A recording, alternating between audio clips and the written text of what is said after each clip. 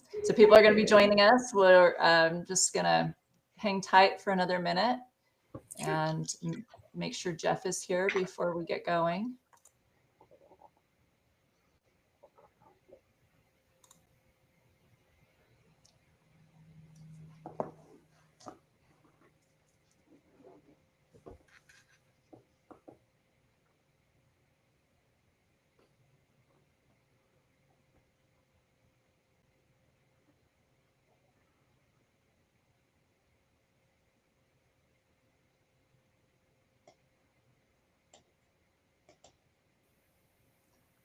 Well, welcome everyone.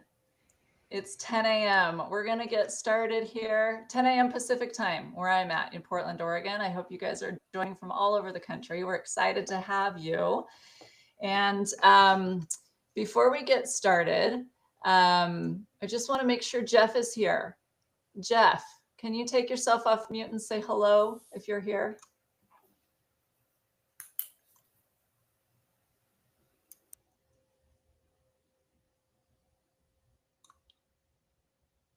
Let me. Okay, I don't see Jeff here yet. Jeff is our. I think he just came in. Coach. I'm here. Yes, he just came in. There he Okay, is. Jeff is here. Very important people needed to be here today, Jeff and Claudia, and we'll introduce them in just a minute. So now that we're all here, I just want to get us started on this exciting opportunity to watch some live coaching. So today's webinar is called Live Coaching Real Growth, a front row learning experience, hosted by Vibely and facilitated by me, Cherise Goddard. So I just want to encourage you all to grab a notebook, a pencil, a pen, and some popcorn, or open up a Word document, because we are going to be honing skills today in both observation skills and skill building, coaching skill building. So I want you to be able to be ready to jot down your notes and give us some feedback at the end of our session observation today. Okay. I just wanted to take a moment to introduce myself. I'm Cherise Goddard. I'm a National Board Certified Health and Wellness Coach. My bread and butter is working as a mentor coach. I have 8 years of coaching experience, 5 of which have been involved in coach education, training development, and mentor coaching. I worked on the approved training program for the national board for University of Portland and taught that for a few years, and then moved over to an independent coaching school where I've actually seen a few of my former students pop on today's webinar. So it's really exciting to see you here. But in that program, I worked as the practical skills mentor coach, and I worked with tons of students throughout these past 5 years, honing and developing their skills. And I've accrued over 700 hours of mentor coaching experience. So I'm going to be bringing that experience to today's session. Okay. If you guys could all make sure that you're on mute, by the way, just so we don't get any background noise, I'd appreciate that. We will be discussing some things later, but for now, please make sure you're on mute. All right. I want to start by asking you this first and foremost. Please put this in the chat, but what is one thing that you think elevates a coach to become a masterful coach? Let's see here.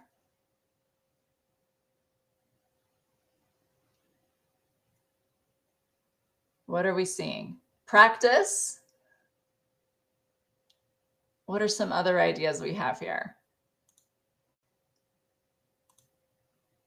Yeah, self-assessment. Great, great. We've been thinking about this a lot. I've been reading a lot about what brings someone from just getting started to that place of being a masterful coach. And one thing that I've heard reflected back over and over is this idea of self-reflection and a commitment to honing your craft. And I believe that's why a lot of you are here today. This is an opportunity to hone your craft and practice and engage in some ideas of self-reflection. How can we do that for ourselves so that we can find those growth edges and expand. So I want to just bring this idea up about the relation between business and skills and how to build a successful coaching practice. Sonia Eklund gave me this great quote the other day about how you can't have a great coaching business without a strong foundational coaching skills. So great coaching businesses don't come from a lot of Instagram followers. Your coaching skills do the speaking, and they're just as loud as branding and marketing. Now, I get a lot of that from new coaches, like, how do I get started? How do I build a coaching business? Yes, you have to have that foundation. You have to have the structure to function. But more importantly, you have to have the skills, because that's what keeps your clients coming back time and time again. So we've designed this opportunity today to watch a live coaching demo. And what we're going to hopefully help you learn today is, first and foremost, how to map real-time coaching skills to standards and coaching best practices. We also hope to help you learn how to find blind spots, strengths, and growth edges. And then the value of reviewing your own coaching sessions will be an emphasis for today. And lastly, we hope that you learn some communication skills to support your own successful coaching. And in order to do that, I'm going to apply a framework that I use to help my clients and the students that I've worked with over the years. And first of all, we're going to celebrate what's going well. What did the coach do well? What are their strengths? Let's start from that perspective. So we know what we don't need to focus on as much. We can celebrate what we do have under our belts, right? The second thing that I'll be looking at is coaching presence. This refers to mindset, presence, and energy. Okay, that has a direct effect on coaching. Thirdly, we'll be looking at coaching skills. And this is a huge category that encompasses the coach approach, the coach style, question structure, active listening skills, and much, much more. I'll be looking at, question types. Are you using a variety of skills? Are you reflecting enough? Are you stacking questions? What communication patterns emerge that could impact coaching? That all is encompassed under this number 3 category of coaching skills. Another thing that I'll be looking for is session structure. Does the session have a beginning, a middle, an end? Are session agreements being co-creative, or are they directive? Is the coach sticking to the agreed upon agenda? Can the coach, though, shift in the moment as needed and still stick to session agreements? That kind of all falls under session structure. 5 is the fundamentals of motivational interviewing. There are, related to structure, there are 4 processes of MI, and I'm going to be watching to see how the coach flows through these and applies them. And are the tools that are selected appropriate for each of the MI processes? And also, is the spirit of MI present? Are we looking at partnership, acceptance, compassion, empowerment, that pace that underlies the spirit of MI? And lastly, looking at alignment to standards. Were the tools provided in the session in alignment with coaching best practices and the client stage of change? Okay, so that's a big ask. Okay, here we are. We are ready to go. So I'm going to stop sharing my screen and turn the time over to our 2 volunteers. We have Jeff Bicknell and Claudia Coker. They are here on screen with us today. Jeff is going to coach Claudia. These are both members of the Vibely community who have offered to step in today and take the hot seat. So the intention is to observe them coaching for 25 minutes unimpeded. I will not be saying anything. I will also go dark, and I will be doing my thing, where I'll be looking for lots of things in the coaching session according to that structure framework. And at the end of 25 minutes of their session over, we will stop and we'll step back and do some assessment and some feedback. And this is where I want your help as an audience to be able to give us some ideas of what you are hearing as well. Okay. So without further ado, I'm going to turn the time over to Coach Jeff and client Claudia. Thank you so much, Teresa. Appreciate it. Claudia, welcome. Hey, Jeff. How are you? I'm great. It's really wonderful to see you. So we're going to jump in pretty quick today, but I do want to just make sure that what the framework of this session today is going to be like. Normally, we would be talking about our confidentiality agreement or coaching agreement, but for the purposes of today, we're going to assume that is understood and also clarify that this is being recorded and there's an audience today. Sure, Are you all good on that? certainly. Awesome. And thank you so much for volunteering to do this with this. So what we're going to do today is literally just for the audience sake, also just jump right in. Claudia and I have never coached together. We've barely even met each other briefly once. And so this is going to be completely organic and unscripted. So I'm going to jump right in and get started so that we can really focus on what coaching is all about and how it looks as an audience member from the outside. And from here on out, Claudia, I am all yours. Nothing else for me exists other than you and listening deeply to you. Okay. And that being said, what I'd like to do to get started is just have you take a big breath in and just sort of feel that, let it out at your natural rate. With your second breath in, I want you to just kind of, in your heart space, in your gut, what's bubbling up, what's coming up that you might want to share with me today that you're curious about, that's going on in your state of existence? Well, Jeff, I'm a little bit in a celebratory space today because I was able to walk 3 miles without irritating my back. I had a back injury in May, and that has made me more dominant and sedentary, and it's really difficult for somebody like myself that enjoys hiking, running, and being extremely active. So today I did a 3-mile walk and I feel great. So that's where I am at right now. I absolutely want to celebrate with you that you had this great morning walk, 3 miles. And in the context, thank you so much for sharing with me that you've had this difficulty with your back. And today it did not interfere with your enjoyment of this amazing walk. And this is very, very central to who you are as a hiker and somebody who likes to be active. I'd love to hear more about that. What exactly do you want to know? The feeling that you're having today, the celebration of being able to walk without pain, how that's different for you than it was immediately after the injury, and where that kind of is taking you as you're thinking moving forward. Well, I'll give you where I came from and where I found myself this summer and where I am today. I ran my first marathon in March, and this injury occurred in May that literally made me dumb. And I missed a race I was supposed to run in July because I couldn't do much.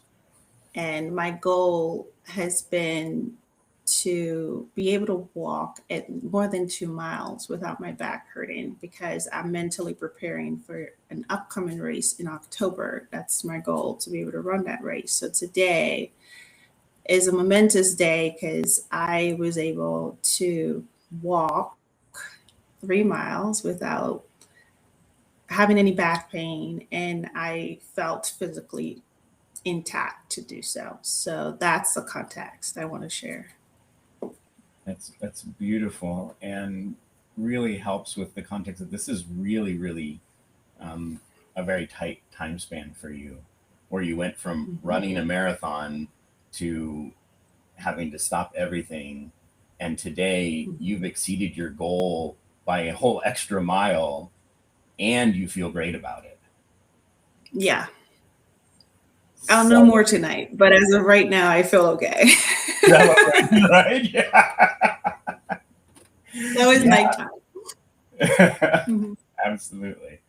And so you have this goal coming up in October, and it sounds like you're even exceeding the sort of little steps along the way and celebrating that today.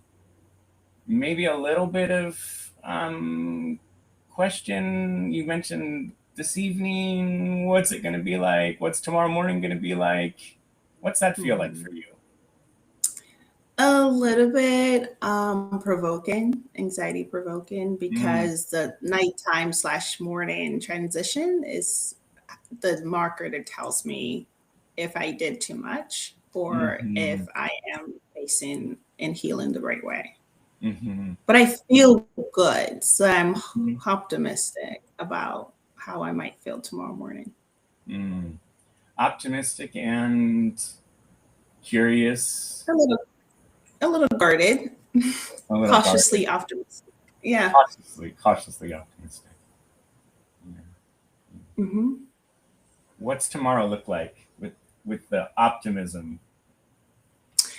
Actually have plans to either go to the gym and do some light weights or take a pass at hiking shortly.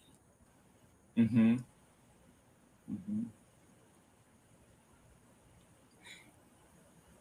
what's the rest? So that's sorry. The rest of the week, if successful tomorrow, I will take a break on Friday, and then Saturday attempt a longer hike, and possibly on Monday. So I'm going to pace myself in the process, but definitely I'm ready to get back to my workout routine. So lots of success, obviously, with this first marathon. So you know how to put in the time, do the work, manage the pace, and you're applying that knowledge from before into this recovery and having great success with it and celebrating today, right? That is correct. Yeah. And optimistic for the next steps? Yes. If I'm not there yet, I will be a little bit disengaged or discouraged, I should say, but I will keep pressing forward and keep doing what I need to do to get me ready for October, and if not October, November.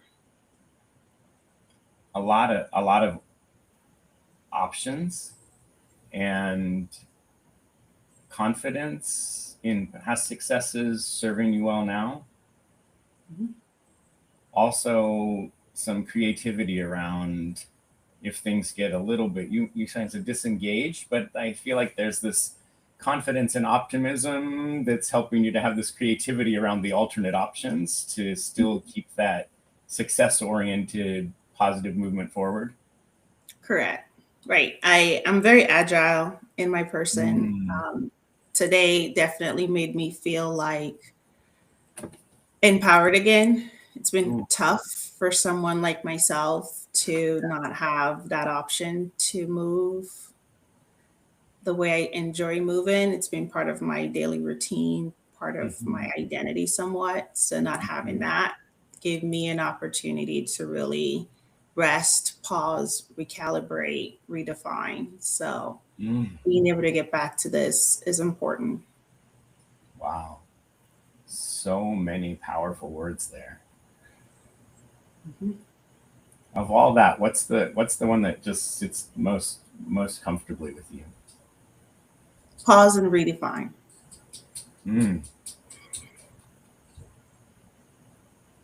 Yeah. Pausing was not easy. When I did not know what I could do, I expected to jump back in and keep moving or maybe rest for a few weeks, but it took 2.5 months to get here. So it was an opportunity to lean into the pause and lean into the wisdom of it and redefine wellness, success in a different way. So that was a gift. A gift? Yeah. You're smiling. It is. I mean, I smile because we don't always see the gifts in challenging times. And I feel blessed to be able to have discovered the gift. I did not embrace it right away, but I had to become one with it and lean into it. And gave me a different perspective, deeper empathy and compassion for people who are in that space. And for Mhm. myself too, right? Like, how do we pivot and redefine things for ourselves? Mhm. Mhm. Yeah. Lots of learning, lots of discovery. Yeah, it's been a lot and more to come too. Mm, more. Yeah, more to come. It's been a What? journey, an amazing, humbling journey. Yeah. Your words are so just energetic and emotive. Thank you. The journey, more to come. Mhm. Cautiously optimistic, celebratory, and all this perspective. Mhm. When you just breathe into that gift, that smile, that joy in adversity, Yeah. what is that? I would say I wasn't always in this space. It was hard to lose an identity or to Mm, grapple with the idea of losing something. mm, But I believe it is my deeper and inner core of awareness and connecting with my deeper why in my person that's mhm, anchored in that, and my connection with spirituality kind of brought me out of it so I can have those different mm, perspectives. And mm, there's more to life than one thing. mm, And when you're gifted with those unique opportunities, i.e., challenges, you got to make the best of it. Not always, but try to find mhm, yourself in it and use your strength to push forward. mm, So that's where I found myself. So that's where I'm coming from and heading north. mhm. Yeah. Use your strength, and also in the loss of identity, connect to a greater power. Hmm. Absolutely. That then helped you reconnect with your identity and your perspective in a new way. Yes. Yes. You're smiling again. You caught it well. I love the echo. It was good. You mirrored it back well. I'm smiling because you're smiling. There you go. I'm grateful. Today's a powerful, grateful day. And being here, I found this as a great opportunity. So thank you. Mm, mm, thank you. Mhm. With all of that magic and just feeling so gratefully grounded and celebratory, what what is kind of coming to the surface that might serve you today and moving forward? Um, this feels good. I Mhm, want to capture this moment, the emotion, the words we just went through, and capitalize on them when I don't feel this way mhm, to bring me back here. mm. So, yeah, using this as a guardrail and a poster towards north. A guardrail and a poster Mhm. towards north. The gift Yeah. and the feeling, which is identity and perspective. Mhm. New for you, new version. A 2.0 version. Mm, Yeah, the 2.0 version.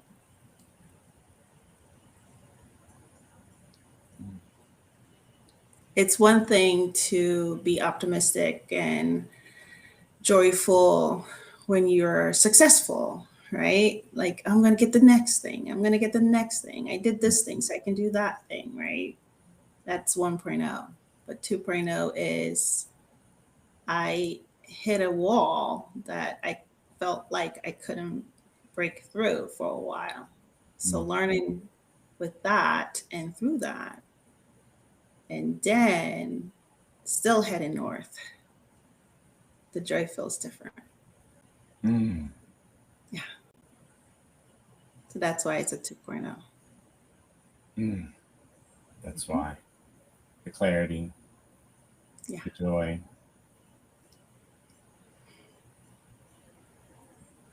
The joy in the hard work.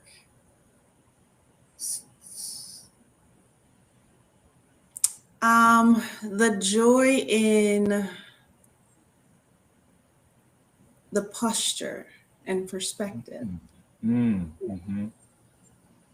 And how's that serve you in still obviously very goal oriented, but in a new perspective, in a new posture related to the achievement of the goal? I hear you say achievement, and it's not a goal to achieve. It's a place of being. It's a place of discovering. Uh-huh. The goal is to be able to run a marathon and run it. The goal is to be able to do a thing and get it done. But the mental rigor of being at peace and joyful in achieving or just being Mm. feels amazing because it's not a goal to achieve. It's just a state of being, which is electrifying. Wow.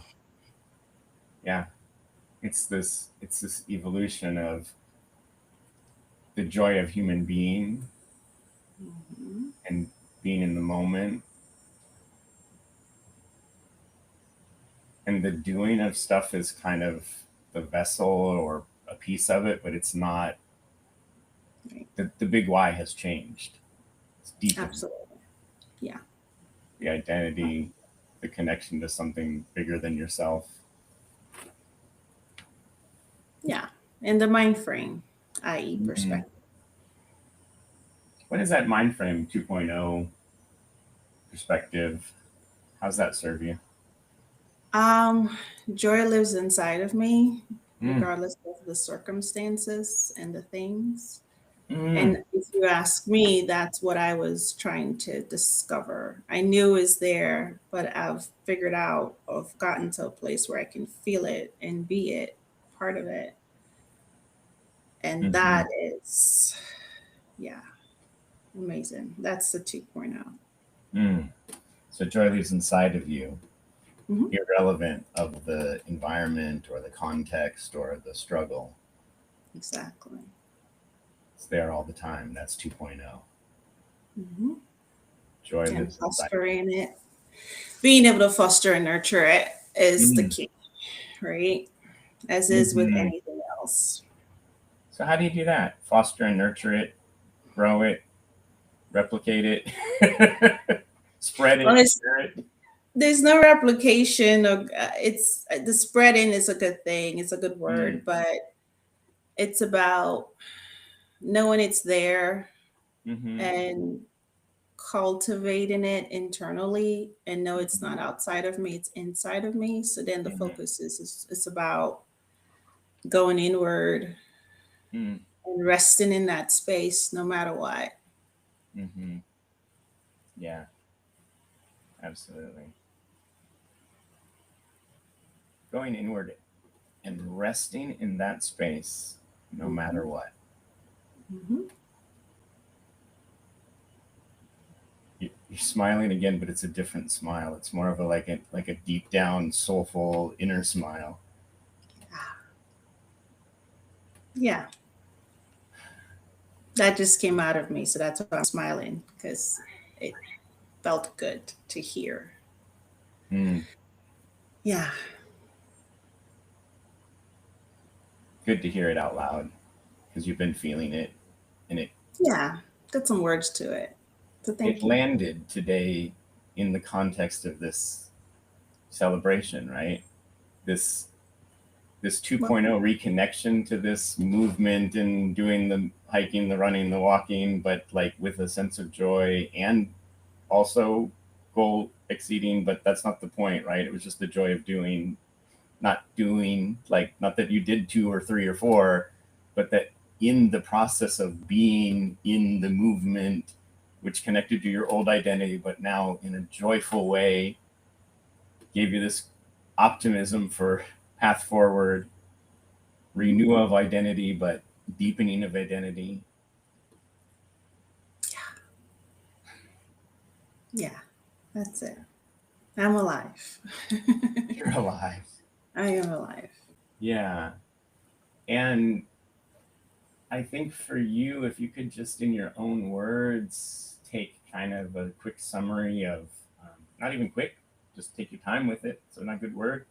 Just sit with a summary of that feeling and that concept of how to foster and nurture that joy and spread it.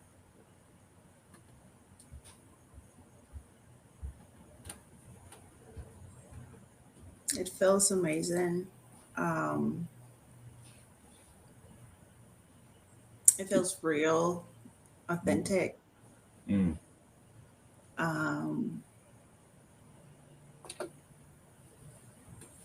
I just feel alive. Mm. An aliveness Mm. with it.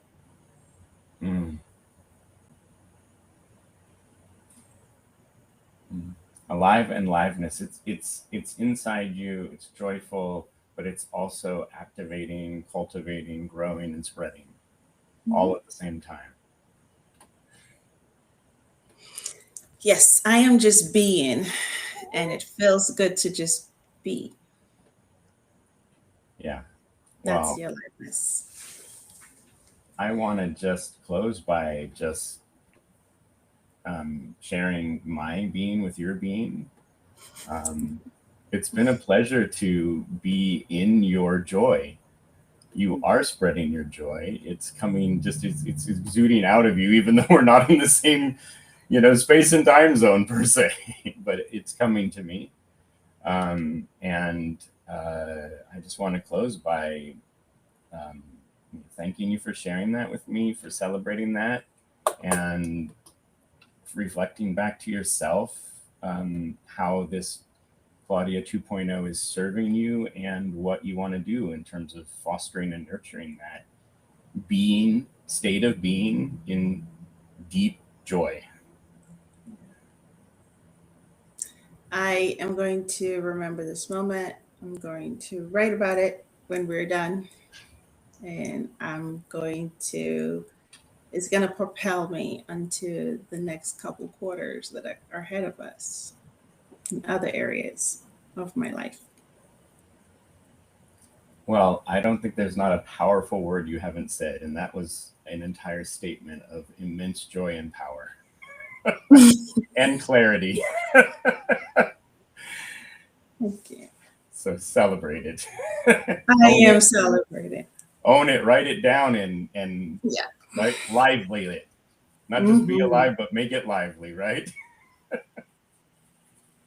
Yeah, absolutely. Thank you for reminding me about that. Thank you for sharing that with me.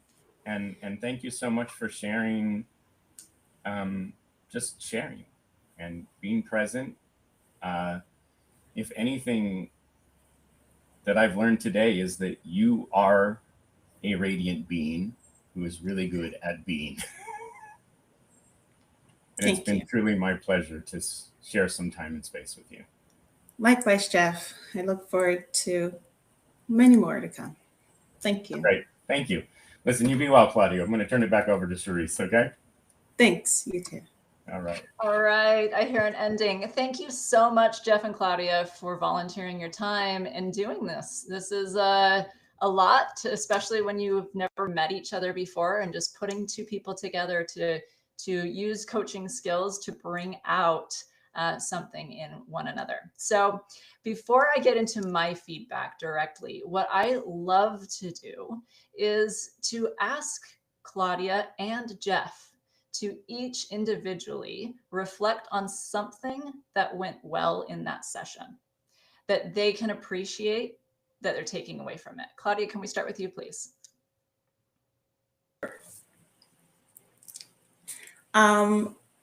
What Jeff did that was powerful, his pauses gave me time to reflect more and lean into what I was feeling. And some of his questions were probing enough for me to explore further. So those two things were definitely powerful. And his pace was good because he wasn't rushing me to the next. He wasn't talking more than me. He gave me a chance to talk.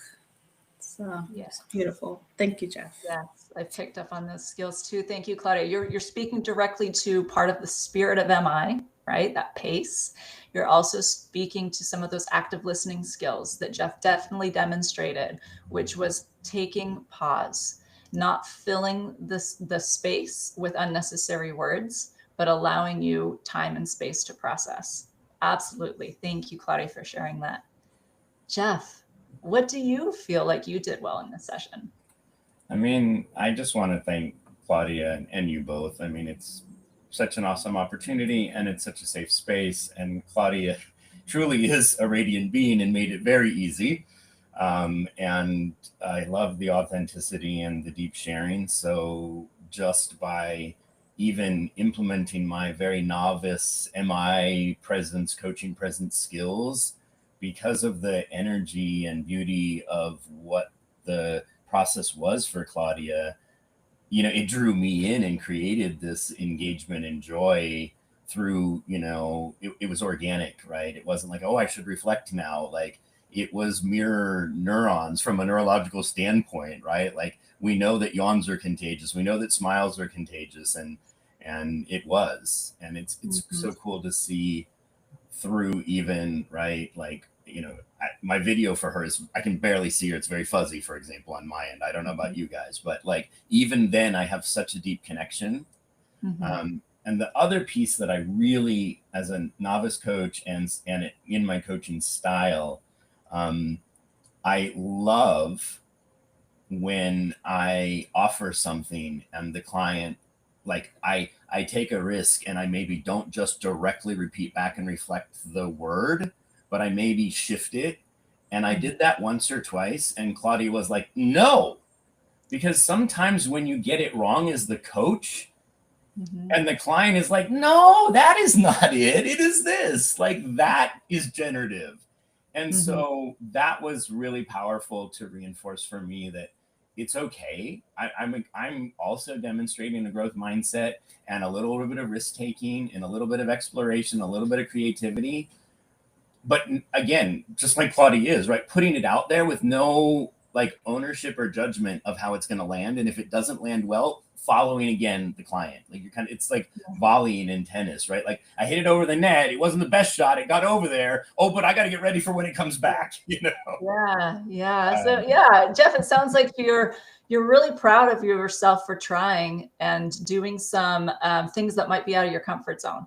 Just like that growth mindset, putting it out there. Those are those kind of words that I heard. I'm going to put it out there and see what happens. But really enjoying the flow of energy and presence between the two of you. That was very meaningful to you. Yeah. And the only other thing I was going to say is I still talk too much. I'm still talking. I mean, I noticed how many times that I interrupted or almost interrupted. And I just will say, for anybody who ever thinks about coaching, you can never pause too much. You can never have enough uncomfortable silences, because that's where the magic happens. And you can never like not talk not enough. The more you give space to the client, the more the magic happens. Especially with somebody like Claudia, who's like very, very at a great point and brought a great, point stage of change where she was at. Like she was really in the celebration. She's doing makes the coach's job easy, right? If you can just stay out of the way, because she's doing everything already.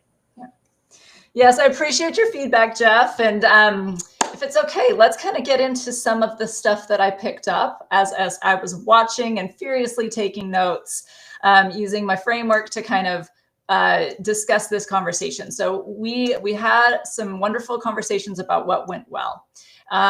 If anyone else on the call would like to take a moment, please raise your hand. I'm noticing that the chat feature for me, I'm not able to find that very easily and monitor that and do all the things. So if there's anyone else that would like to share a short 30-second celebration of what Jeff did well, please raise your hand, and then I'll ask you to take off your microphone and share with us.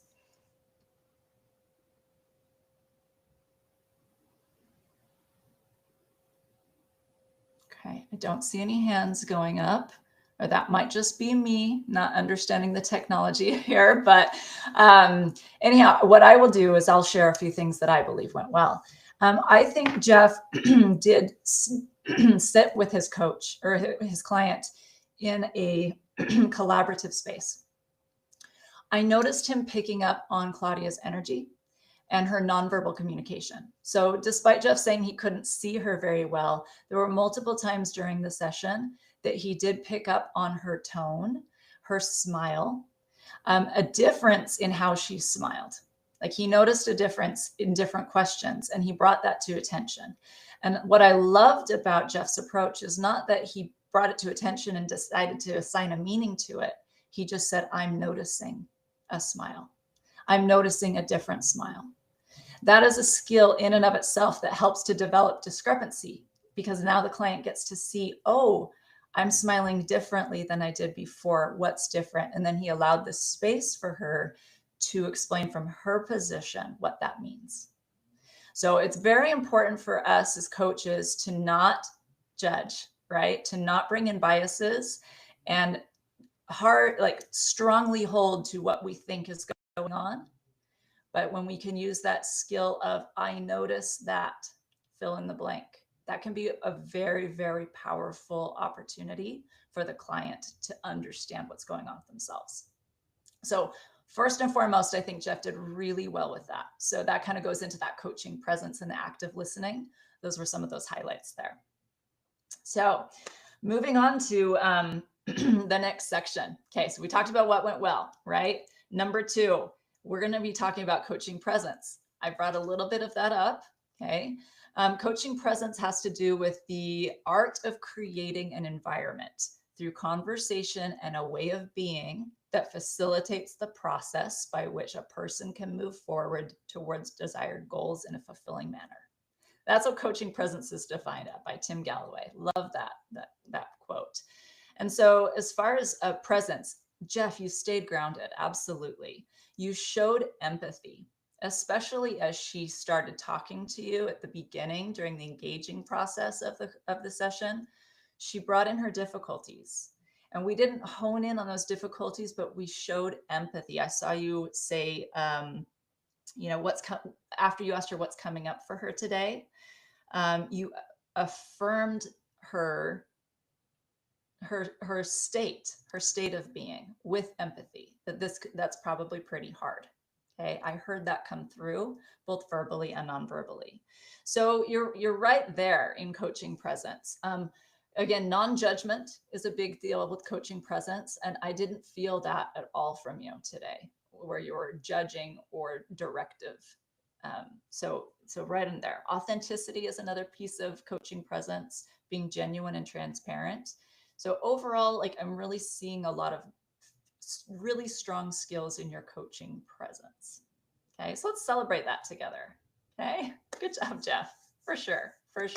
Yeah, clap, clap, clap.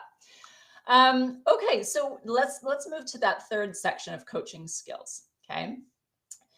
With coaching skills, there are a lot of skills to be used. There's so many tools that we're taught as coaches from so many different theories, right?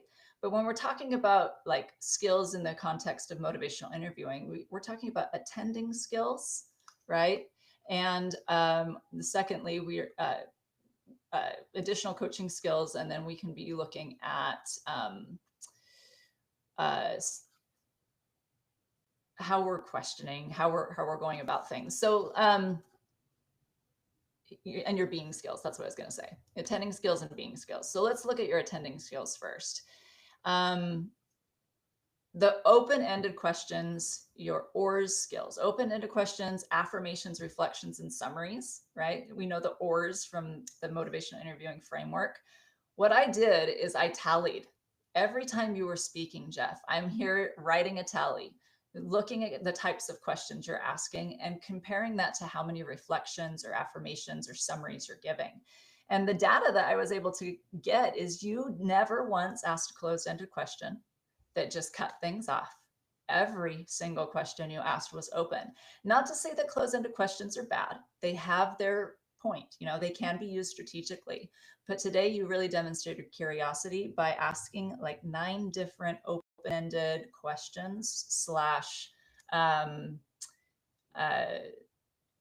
indirect questions. Okay, tell me about. Okay, so this provided a space for her to really be curious and explore.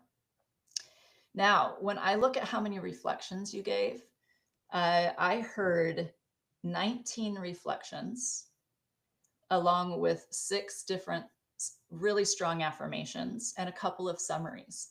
So I'm hearing a variety of responses from you, Jeff, but when I compare those responses to how many questions you're asking, you're really demonstrating that higher level of skill of being able to reflect and pause and then allow her to keep going without having to come up with the next question right then and there. So it felt more like an exploration and not an interrogation. I see Claudia like nodding her head, right? And that kind of probably speaks back to what you were talking about with you felt like you were able to explore. Yeah. So Jeff, I see you furiously taking notes. I'd love to hear a little bit from you what that means to you, the feedback so far.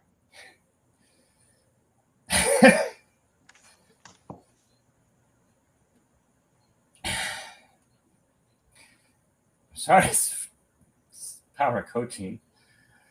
I'm sorry. Talk about authenticity. Sharice doesn't know me very well at all, but literally her saying that this was an exploration and not an interrogation. I have spent probably 2.5 years of my 53 years of life asking why,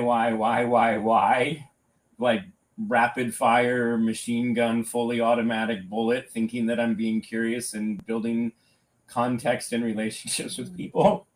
And everybody runs away or shuts down and says, stop interrogating me. I'm not a witness on the stand. So to have real data and then have somebody like you say that to me in this context.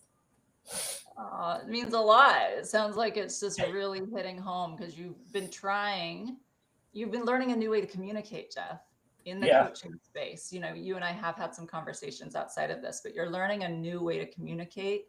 And it is evoking a different relationship. And it sounds like that's so meaningful to you. It's bringing emotion to the surface. Yeah. That and Claudia's joy.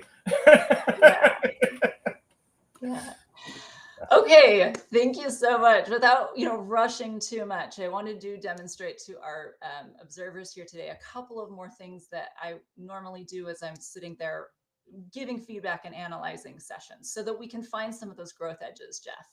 We've done a lot of, celebrating of what you're good at. Let's find a little bit of the growth edges so you have something else to take away. This is the part I love, by the way. Let's get to it. You can up level, okay? Now, one of my favorite ways of looking at the coaching flow, okay, we're going to skip forward to section 4, I believe, where I'm looking at the flow and the fundamentals of motivational interviewing. I really like to couch my feedback in this place of where am I seeing the 4 processes of motivational interviewing? Now let's review those for those that are on the call. 4 processes of motivational interviewing are engaging, focusing, evoking, and planning. Okay. And when, we may not have sessions that hit all of them, but I will say that when we move through those processes, there's something about the session that really helps a client move forward. Okay. So, and how much time we spend in each one of those also matters. Okay. What I noticed is you did a really good job with the engaging part. You're setting up your agreements. You're talking about what she wants. You're learning a little bit about her. And that is kind of what engaging is. You're really asking a lot of curious questions. What I was noticing though, is we were moving to focusing. Time-wise, I was noticing kind of more of a difficulty in like really getting the focus set for the conversation to be had past the introduction of getting to know where she's at. So one way that we can kind of anchor the transition between engaging to focusing is asking a direct question about what the client wants out of this session. So around about 10 minutes into the session, I was kind of hearing you ask, oh, here's my notes, hang on. I heard you ask what's coming to the surface that might serve you today moving forward. To me, that sounded like the attempt of focusing, okay? What I may, if I could, suggest a little bit more clear, direct, okay? So one of the questions that I often will ask my client is, you know, we have 20 minutes today together. What are you hoping to get out of today's session by the time we end? Now, what that really does is help drive the conversation into a smaller point that we can now agree on that the rest of the conversation is going to be about. So as we move out of focusing and into evoking, we're now having a clear direction of where we're pointing our evoking questions. Does that make sense? Okay. Yeah, that absolutely. That's great feedback. Thank you. Any thoughts on that? I think it's spot on and it's great feedback. And I can absolutely pinpoint and see where that was a bit of a struggle with this session for me. Yes. So resonates deeply for sure. Okay. Sounds good. So, you know, once we have that focus, now we're able to move into evoking. And that evoking part of the motivational interviewing process is really about how can we evoke preparatory and mobilizing change talk, depending on where the client stage of change is. So without a really solid focus, we may or may not be able to analyze the client stage of change, and thus we won't be able to pick out the correct tools. So just knowing that importance of focusing, and like once we focus, we can start asking the questions around darn, the preparatory change talk, darn questions, things about her desires, her abilities, her reasons, and her needs for change. Okay, so, you know, I did hear one kind of a darn question in there when you were trying to get to the person's why without asking the why questions, right, Jeff? Like we don't want to hammer in the why, but we're trying to get to that why. So you did ask a question around her desire, because it was inadvertently through your reflection where you're saying, you know, your desire is to get to the run, but the state of being is so electrifying. So I heard you reflecting back her desire about being in this state and really holding it. And I also really liked how one of the reflections kind of brought in an analogy of going inward and resting. So I'm hearing a little bit about the desires, but what I didn't hear enough of like, what are the reasons behind this, right? And what needs does this meet if she's able to really capture this moment and use it as an anchor moving forward? Okay, so just a few more direct questions in this space might have really helped get to a place where she could have then moved to that fourth process of motivational interviewing and come up with a more concrete plan. Because I did hear a little bit about, you know, I'm going to write and journal about this, but I didn't really, like, it wasn't really thought, the details weren't discussed, like about the when will you do this? How will you do this? You know, and again, this is a function of a short session, but just putting in context of that flow, how do you think that might have positively affected your session, Jeff? I think that's totally appropriate. And I think it absolutely lands with developmentally. I mean, I've been coaching for like 4 or 5 weeks. I've done maybe 50 sessions in my life in the last 4 or 5 weeks.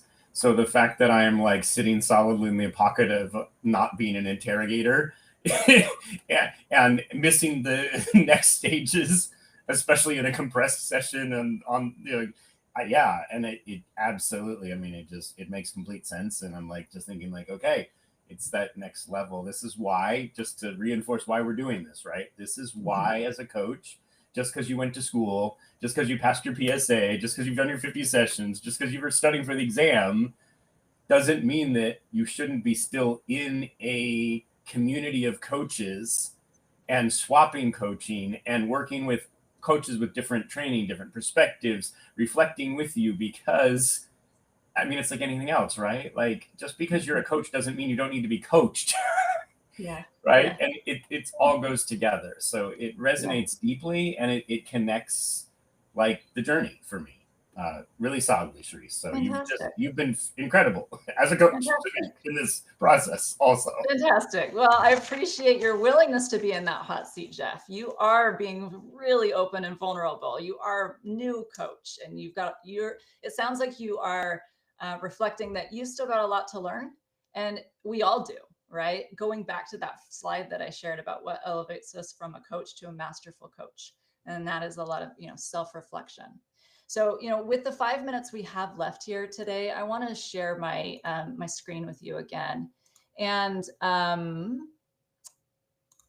here we go. And just kind of bring this home. This was the feedback framework that we worked on today. With only 20 minutes available to us, we were only to get so far, but just know that when I work with clients and other coaches, we go into this a lot deeper. We spend a good old hour going through all of these things, plus more. Okay. But what I really want to kind of emphasize is that, Vibely is here to help. And I want to kind of share some stories about how this is all working together and how this has come together. I want to show you how the Vibely platform and community are set up to help you both succeed at building your business and grow your support network and grow your skills. Okay. The NBHWC has updated their competencies. Those of you that have gone through school recently have been taught on these, but they are going to be tested the next exam cycle in March 2026. So those of you that have been NBHWCs for a long time may not be aware of this, but the updated competencies in the ethics and professional practice are really pointing to the fact that we coaches need to engage in ongoing development. We get our certification and then it's kind of like hands off for the rest of the time. But as Jeff was pointing out, there's things to be learned. We still have places to grow. So under the competencies, they're encouraging us to seek mentorship and collaboration, develop ongoing reflective practices to deepen awareness and cultural humility, and build and maintain a professional network for referrals, collaboration, and support. So Vibely's really created a community space that meets the intent of these competencies. And that's actually how Jeff and I met and how Claudia and I reconnected. So what I wanted to kind of share is in this space, this is the targeted audience I wanted to be talking to. My story is that I'm not a social media person. I'm not building my business on social media. I am only on LinkedIn, the only thing that I use. And as a mentor coach, I really struggled pushing through the noise of LinkedIn to find my ideal client, which is a national board certified health and wellness coach who needs a colleague to bounce ideas off of, to help navigate their challenging client situations and support their skill development. And then I found Vibely, and I've been really, really happy with it. Within Vibely, there's a community that you can network in, collaborate with, exchange ideas. It's almost like its own little social media site, but there's only about a little over 1,000 coaches here that are active. But in this place, we're seeking mentorship and collaboration and really pointing to those competencies that we really need to embrace. So within this community, Vibely hosts some subspaces that their new coaches can connect on. And I know Jeff is doing that. That's how he's finding a lot of his 50 coaching practice sessions, right? And other coaches are doing that too. But there's also places in there for mentorship and peer support and accountability and events, right? Public facing events and webinars, and people really are connecting here. It's a wonderful space to be in. The things that we've heard from the community is that being part of this, people are learning, they're learning their new skills, they're finding community, they're connecting with mentor coaches, they're gaining confidence in launching businesses, they're finding practice clients. So we're all having a little bit of fun over there.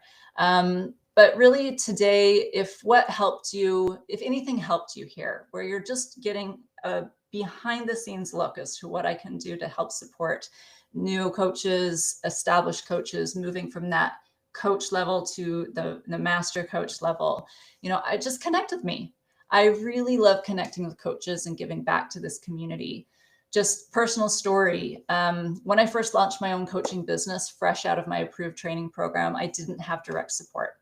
I really remember feeling lost and overwhelmed, and hiring a mentor wasn't an option for me financially at the time. So I know many coaches find themselves in that position, which is why I host a free monthly coaching mastery meetup through Vibely.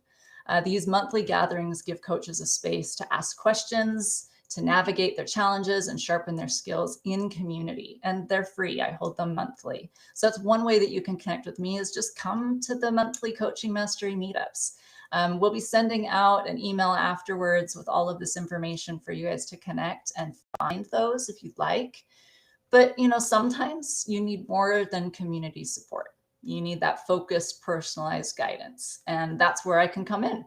So along one-on-one mentoring sessions that I provide my coach clients, either 30-minute or 60-minute sessions, my bread and butter is a 3-credit CE mentoring course that I have approved by the national board.